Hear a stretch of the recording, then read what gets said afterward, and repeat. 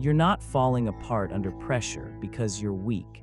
You're falling apart because you've been trained to react instead of respond. The modern world has taught you to mistake speed for strength, to confuse urgency with importance, to believe that whoever moves fastest wins. But pressure doesn't break the weak. It reveals who has never learned to stand still in the storm. Think about the last time everything was on the line, the moment when every second felt like it was closing in. Your breath shortened, your thoughts raced, your hands moved before your mind could catch up. And afterward, when the dust settled, you looked back and saw all the mistakes you made, not because you lacked skill, but because you lost yourself in the chaos. You've probably felt this pattern repeat. The presentation where your mind went blank. The confrontation where you said things you didn't mean. The crisis where you froze or exploded, neither of which served you. Modern culture tells you this is normal. That pressure creates stress and stress creates mistakes. But that's only true if you've never learned what the samurai knew. In 1604, Miyamoto Musashi stood alone on an island facing Sasaki Kajiro, the man known as the demon of the western provinces, wielder of the longest blade in Japan, undefeated in 60 duels. The entire nation watched. Every warrior knew this would be the duel that defined an era. Kajiro had trained his entire life for this moment. Musashi arrived late, on purpose.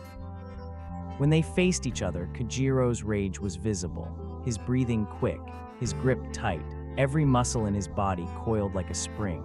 Musashi stood differently. His breathing was slow, his posture relaxed but rooted. In the space between them was not just physical distance but something else, a fundamental difference in how they held themselves under the weight of everything.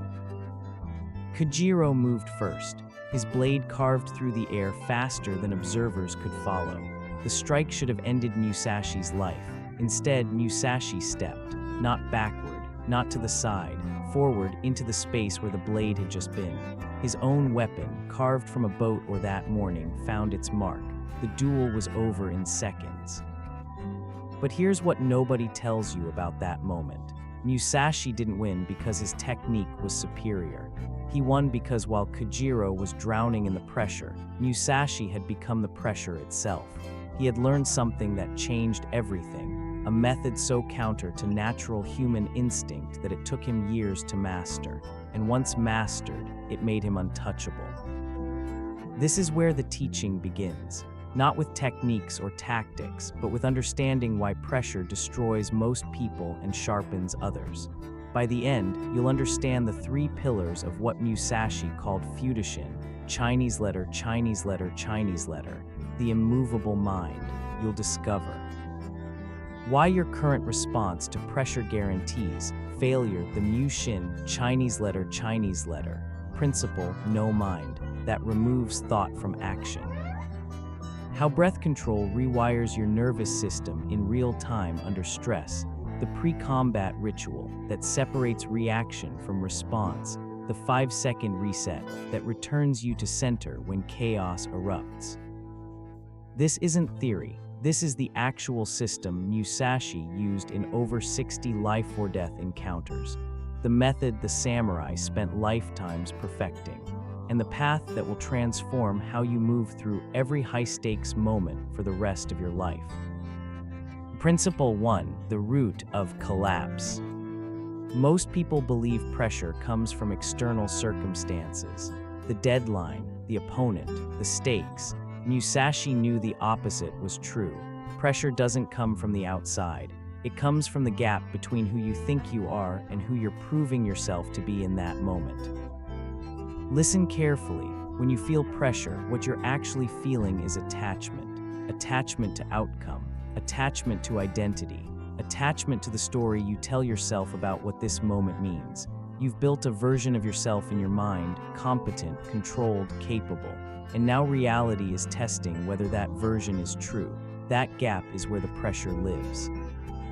In Musashi's era, they called this Shoshin, Chinese letter, beginner's mind in its corrupted form. Not the Zen concept of openness, but its shadow, the desperate need to prove you belong. Young samurai would enter duels carrying the weight of their family name, their training, their reputation. Before a single blade was drawn, they were already fighting two battles, the one in front of them and the one inside their own mind. They lost both. Musashi wrote in the Book of Five Rings, "Think lightly of yourself and deeply of the world." Most people read that as humility. It's not, it's strategic detachment. When you think lightly of yourself, pressure has nowhere to land. You're not defending an identity. You're not protecting a reputation. You're simply doing what needs to be done. In today's terms, this means understanding that every time you feel pressure, you're experiencing the cost of ego. The entrepreneur who panics when their product fails is attached to being seen as successful. The athlete who chokes in the championship is attached to being seen as clutch. The man who explodes in an argument is attached to being seen as right. Remove the attachment and the pressure evaporates. But here's what even most practitioners miss. Detachment is not indifference. Musashi cared deeply about the outcome of his duels. His life depended on it, but he didn't care about what the outcome meant about him. There's a difference between wanting to win and needing to win. One makes you sharp, the other makes you brittle. The first pillar of Futishin is this: pressure is the weight of a false self trying to survive. When you stop defending who you think you are, you become who you actually need to be. Principle 2, Mushin, the death of thought. Now we go deeper. Understanding the source of pressure is only the beginning. The question is, how do you act without the interference of that desperate, grasping self? This is where Musashi's method becomes forbidden knowledge, not because it was hidden, but because it requires you to do something that feels like death. You must learn to move without thinking. The samurai called this Mushin, Chinese letter, no mind. In combat, the warrior who thinks is already dead. Thought takes time. By the time you register the blade coming toward you, process what's happening, decide on a response, and execute that response, you're already cut. The body must move before the mind can interfere. Listen to what happens under pressure in your life. Someone challenges you in a meeting. Your mind floods. What did they mean by that? Are they trying to undermine me? What should I say? How do I look right now? Everyone's watching. By the time you respond, 3 seconds have passed. Your voice is tight, your words defensive. You've lost before you spoke. Or the crisis at work, something breaks. Your mind spirals. This could cost us everything. What will the boss think? Why didn't I prepare for this? What if I can't fix it? Paralysis. Or panic. Either way, the moment passes while you're trapped inside your own head. Musashi's training was designed to short-circuit this. He would practice the same cut 10,000 times, not to perfect the technique, to kill the decision. By the 10,000th repetition, the sword moved on its own. There was no gap between perception and action. See, move, done. But you're not training for sword combat. You're training for the pressure of modern life. So how do you cultivate no mind when you can't practice the exact scenario 10,000 times? The method has 3 layers. First, breath becomes anchor. Under pressure, your breathing shifts before your mind realizes you're stressed. It becomes shallow, rapid, trapped in your chest. This triggers your sympathetic nervous system, fight or flight.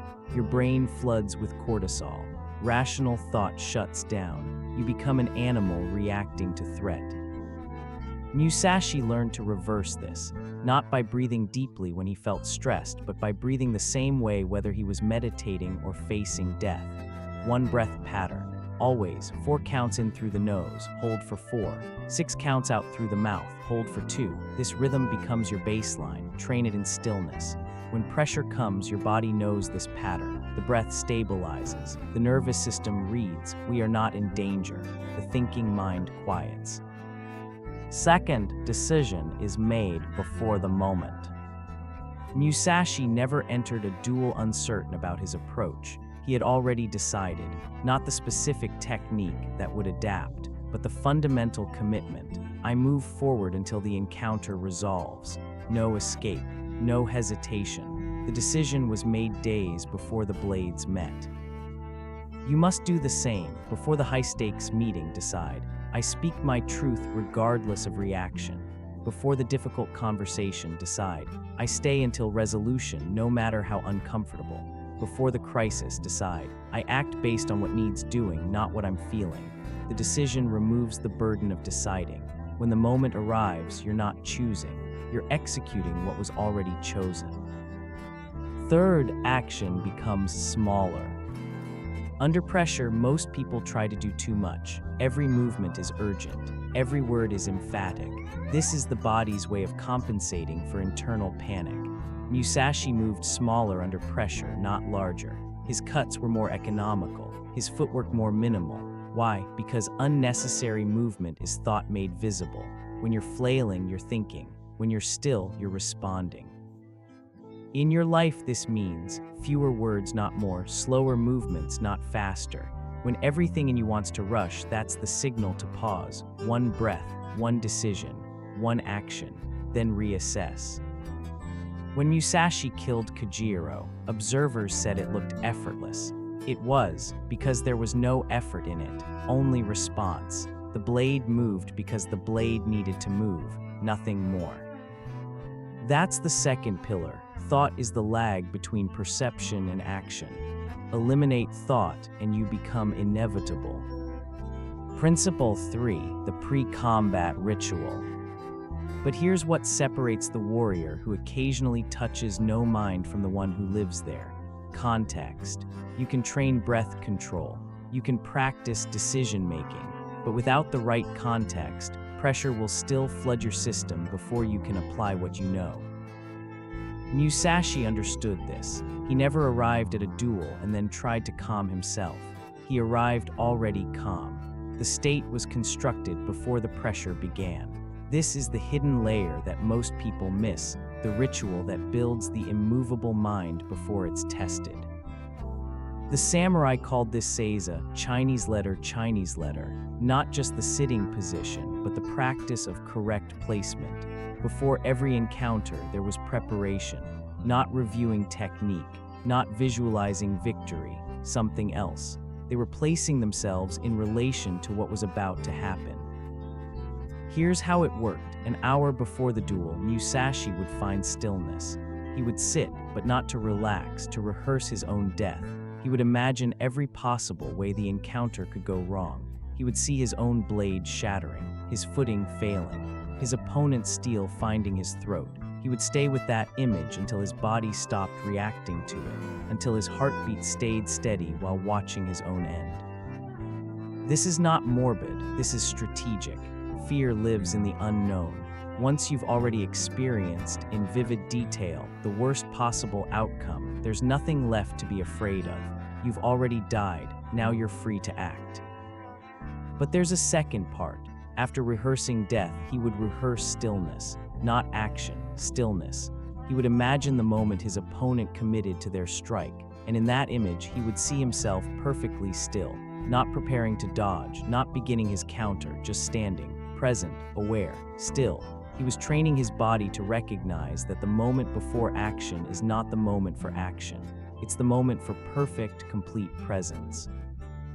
This is what modern people get backward. You think you need to pump yourself up before high-pressure situations. You listen to aggressive music, you pace, you rehearse what you're going to say. You're building energy, but energy without direction is just noise. The samurai did the opposite. They emptied themselves, made space, became clear water instead of crashing waves. In your life, this means building a pre-pressure ritual, not for motivation, for placement. 30 minutes before the moment that matters, you sit, you close your eyes, you imagine the worst outcome, not to avoid it, to accept it. I could fail, I could look foolish, I could lose everything I've worked for. Stay with that until your body stops clenching, until you can see it and still breathe steady. Then imagine yourself in the moment, not succeeding, just being there. See yourself sitting in that meeting, standing in that confrontation, facing that crisis. See yourself still, breathing, present, not performing, not proving, just there. This is the placement. You're teaching your nervous system. This is where we'll be. This is what it looks like. There is no threat here. When the actual moment arrives, your body recognizes it. Oh, we've already been here. The pressure drops. Not because you're pretending it doesn't matter, but because you've already accepted every possible version of what could happen. You're no longer protecting against the future. You're simply responding to the present. Musashi arrived late to face Kojiro, not because he was careless, because he had already fought that duel 100 times in his mind. He'd already seen himself lose. He'd already accepted his death. When he finally stepped onto that beach, there was nothing left to be afraid of. Kojiro was drowning in the pressure of a moment that hadn't happened yet. Musashi was simply present for the moment that was. That's the third pillar. The immovable mind is built before the storm, not during it. Principle 4, the 5-second reset. Now comes the practical truth. You can understand detachment. You can train no mind. You can build pre-pressure rituals, but pressure is unpredictable. The moment won't always arrive when you expect it. The stakes will shift mid-crisis. Something will happen that you didn't rehearse, and in that instant, you will feel your center start to slip. This is where most teachings fail you. They give you tools for ideal circumstances, but nothing for when you're already off balance. Musashi's method includes one final piece, the reset, the technique that returns you to immovable mind even after you've lost it. The samurai called this zanshin, Chinese letter, remaining mind.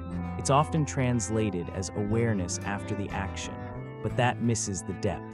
Zanshin is the practice of never fully leaving center, even when you're forced to move. It's the difference between a spinning top that falls when it stops and one that can be redirected mid-spin without toppling. Here's what this looks like in combat. Musashi is mid-duel. His opponent does something unexpected. For a fraction of a second, his strategy is obsolete. He must adapt, but adaptation requires thought, and thought creates lag. This is the moment where most warriors die, not from the opponent's skill, but from their own internal scrambling to figure out what to do next. Musashi trained a different response. When the unexpected occurred, he didn't try to think his way to a new strategy. He returned to breath, one full cycle, 4 in, hold, 6 out, hold. In that 10 seconds, his nervous system reset. The panic dissolved. And from that still place, the new response emerged, not from thought, but from trained instinct meeting present reality. You need this same tool because pressure doesn't announce itself. It ambushes you. You're halfway through the presentation when someone asks a question you didn't prepare for. You're in the middle of a conversation when it turns hostile. You're managing a crisis when a second crisis compounds the first. In these moments, your pre-pressure ritual isn't available. You're already in it, and you're losing your grip. The 5-second reset is this. When you feel control slipping, you stop trying to control. Not physically stop, that's often impossible, but internally stop. You notice the panic rising. You notice your thoughts accelerating. You notice your body tensing. And instead of fighting it, you anchor to the one thing you can still control, your next breath. 4 counts in, you're still in the meeting, but you're breathing. Hold for 4. The hostile question is still hanging in the air, but you're present. 6 counts out. Your mind stops racing toward an answer and becomes quiet. Hold for 2. The reset is complete. From here, you don't think your way to the response. You trust what emerges. Sometimes it's silence. Sometimes it's a simple statement. That's a good question. Give me a moment. Sometimes it's immediate action, but action that comes from center, not panic. The key is recognizing the signal. Pressure announces itself in your body before your mind admits it. Your jaw clenches, your shoulders rise, your breath catches. These are not problems to fix, they're alerts. When you feel them, you know it's time to reset. 1 breath cycle, full attention on that cycle. Nothing else matters for those 5 seconds. Musashi used this in every duel. Observers would sometimes see him pause mid-combat, not because he was hesitant, because he was resetting, returning to center. In those pauses, his opponents often made mistakes. They thought the pause meant weakness and overcommitted. But Musashi wasn't weak. He was still. and from stillness, any response is possible. In your life, this means practicing the reset in low-pressure situations first. You're in a normal conversation. Deliberately pause. Take one full breath cycle. Notice what it feels like to insert stillness into motion. Do this 10 times a day. Train your body to recognize that breath as the return to center. Then when real pressure comes, the pattern is already there. Your body knows this. The reset becomes automatic. But here's what nobody tells you. The reset isn't a trick to make pressure go away. It's a practice to make you capable of holding pressure without breaking. Each time you reset, you're proving to your nervous system, we can be here, we can feel this, and we don't have to collapse. Over time, your capacity expands. What once felt like unbearable pressure becomes just pressure. Present, acknowledged, held. That's the fourth pillar. Control isn't about never losing your center. It's about knowing how to return there in 5 seconds. Modern application, the warrior's response sequence. Let's make this concrete. You now understand the philosophy, but philosophy without application is just noise. Here's exactly how to apply Musashi's method to the pressure you face. When you wake up knowing today will test you. Before you check your phone, before you start planning, sit for 10 minutes. Not to meditate, to rehearse, close your eyes, see the day ahead. Imagine the hard conversation, the high-stakes meeting, the crisis waiting to unfold. Watch yourself fail, watch yourself look foolish. Stay there until your breath stops reacting. Then imagine yourself in the moment, still, present, breathing. You're not visualizing success. You're placing yourself in reality before reality arrives. When you're about to enter the high-pressure situation, 2 minutes before, find a private space. Could be a bathroom stall, your car, a stairwell, somewhere you can be alone for 90 seconds. Stand or sit, close your eyes, take 3 full breath cycles, 4 in, hold, 6 out, hold. During the 3rd exhale, decide, I am here for this, nothing more. You're not pumping yourself up, you're emptying yourself out, making space for what needs to happen. When you're in the moment and pressure spikes, your jaw clenches, your thoughts race, you feel control slipping. This is the signal. Stop trying to figure out what to do next. Return to breath. 1 full cycle. 4 in, hold, 6 out, hold. During those 10 seconds, you're not solving anything. You're returning to center. When the exhale completes, act from that still place, not from the panic that was building. When someone attacks you verbally, they say something designed to trigger you. Your first instinct is to defend or counterattack. Don't. Pause. Let their words land. Take 1 full breath. Then respond not to their words, but to what needs saying. Half the time, what needs saying is nothing. Silence is a complete response. The other half, your words will come from depth, not reaction. You won't regret them later. When a crisis demands immediate action, everything is urgent. Multiple problems are screaming for attention. Your instinct is to move fast, multitask, spin faster. Do the opposite. Stop. Not for long, maybe 15 seconds, but complete stop. Survey what's actually happening, not what you're afraid is happening. 1 breath, then choose. What is the single most important action right now? Not the most urgent, the most important. Do that thing, then reassess. Warriors don't fight battles. They fight one opponent at a time. When you fail under pressure, you froze or exploded, or made the mistake you swore you wouldn't make. The instinct is to either beat yourself up or make excuses. Do neither. Acknowledge what happened without story. I lost my center, not I'm weak or they made me. Just the fact. Then ask, what was the first signal I missed? Your jaw clenched 5 minutes before you lost control. Your breath shifted 30 seconds before you froze. Find that signal. That's what you watch for next time. You're not trying to never feel pressure. You're learning to recognize it earlier and reset faster. When you must perform daily under pressure, you can't live in pre-combat ritual mode every day. Sustainable practice looks like this. Morning, 10 minutes sitting, not meditating, placing. See your day, accept your death in it. Midday, 2-minute reset. Wherever you are, pause 3 breath cycles. Center yourself before the afternoon's demands. Evening, review, not your successes or failures, but your moments of slippage. When did you lose center? What was the first signal? You're building a database of your own patterns. Over time, you become predictive. You feel the slip before it happens. This is not comfortable. You're training yourself to stay present with discomfort instead of running from it. The modern world has taught you to avoid, numb, distract. The warrior's path teaches you to stand in the fire without burning, not because the fire doesn't hurt, but because you're no longer afraid of being burned. 3 years after facing Kojiro, Musashi stood in a different kind of pressure. Not a duel, a garden.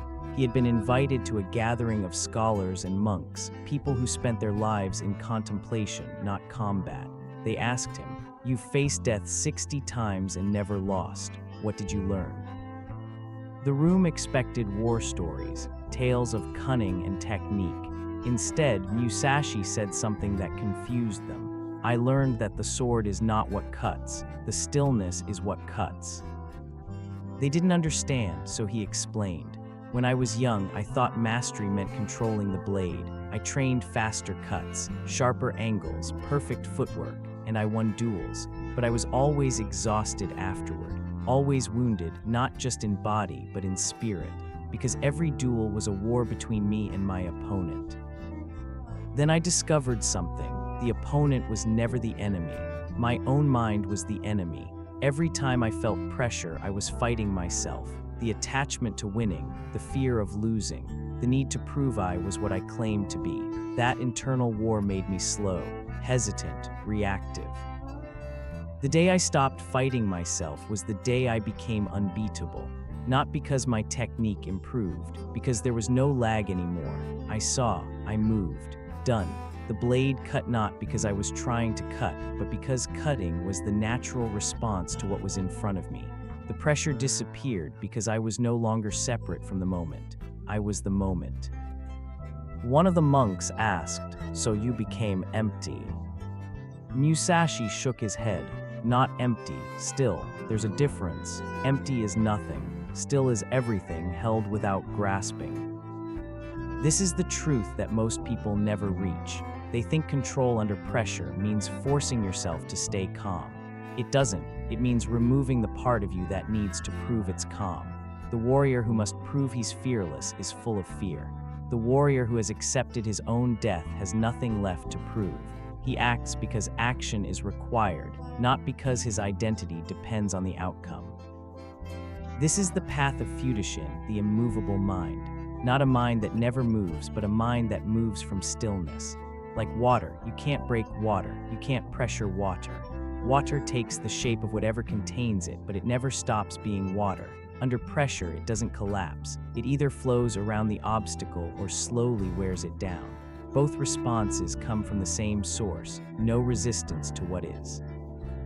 Your mind will resist this teaching. That resistance is proof you need it. Because right now, you're living in constant preparation for pressure that might never come. You're tensed against tomorrow, rehearsing conversations that haven't happened, defending yourself against criticisms no one has spoken. You're exhausted before the battle even begins. The warrior's path asks you to do something that feels dangerous. Stop defending. Stop preparing. Stop grasping. Not because nothing matters, but because everything matters too much to meet it from a place of fear. Musashi's final duel was when he was 60 years old. An arrogant young swordsman challenged him, desperate to make a name by defeating a legend. Musashi agreed to meet him, but when the appointed time came, Musashi didn't show up with a sword. He arrived with a wooden staff. The young man was insulted. "You mock me by refusing to draw steel." Musashi said, "I'm not mocking you, I'm teaching you. If you need a sword to prove you're a warrior, you're not a warrior. You're a man holding a sword." They fought anyway. It was over in seconds, not because Musashi was faster or stronger, because the young man's need to win made him predictable. Every move came from desperation. Musashi's moves came from stillness. There was no contest. One was fighting the moment. the other was simply present in it. This is what awaits you on the other side of this practice. Not invincibility, presence, the ability to stand in high-stakes moments without losing yourself in them, to feel pressure without becoming pressure, to act from center even when everything around you is chaos. The masters didn't have modern psychology. They didn't have breathwork apps or mindfulness coaches. They had duels where losing meant death. And in that crucible, they discovered what you're discovering now. Control under pressure isn't about controlling anything. It's about being so rooted in stillness that pressure has nothing to grab onto. Starting today, you begin the practice, not when pressure arrives. Now, sit 10 minutes, eyes closed. Imagine the hardest thing you'll face this month. See yourself fail. Stay there until your body stops reacting. Then see yourself present in that moment, still, breathing, not performing, just there. This is the placement. You're teaching your nervous system that this is survivable, that you can be here without breaking. Tomorrow you'll do it again, not because you enjoyed it, because the warrior's path is not about enjoyment. It's about forging something in yourself that cannot be broken by circumstances. Every morning you rehearse death. Every difficult moment you reset. Every evening you review. This is not a quick fix. This is a practice you'll carry for the rest of your life. Musashi wrote in his final days, "I have never been beaten because I was never fighting. The opponent fought me. I simply responded to what was in front of me." That's the secret. You're not trying to win against pressure. You're removing the internal fight that makes pressure unbearable. What remains is just reality. And reality, met without resistance, is manageable. The path forward is clear. You now have the method. The question is whether you'll walk it. Most people won't. They'll understand the concept and then wait for pressure to arrive before trying to apply it. By then, it's too late. The immovable mind is built in stillness, tested in chaos. You don't forge the sword during the battle. You bring the forged sword to the battle. So forge it now, not later, not when you feel motivated.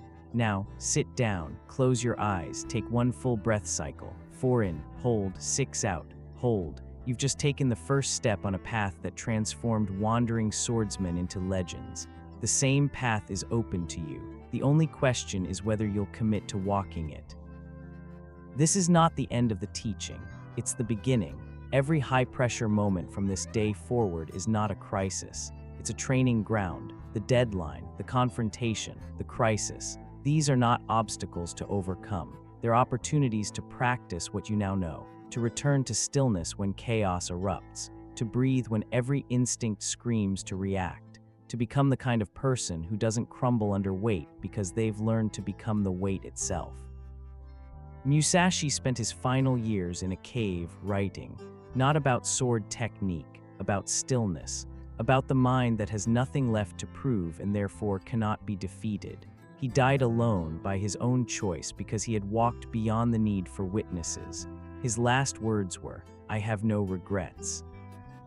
You won't have regrets either, not if you walk this path, not because you'll never fail, but because every failure will teach you where your center still needs strengthening, and every success will remind you that you don't need success to be whole. You're simply responding to what is, and that's enough.